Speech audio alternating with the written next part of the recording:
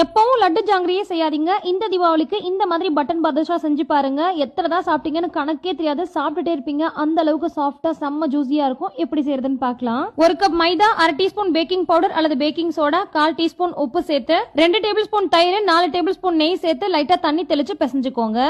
மாவு இந்த அளவு நல்லா சாஃப்டா இருக்கணும். இப்போ ஒரு பேன்ல 1 கப் அளவு சர்க்கரை, 1/2 கப் அளவு தண்ணி சேர்த்து நல்லா கொதிக்க விட்டுக்கோங்க.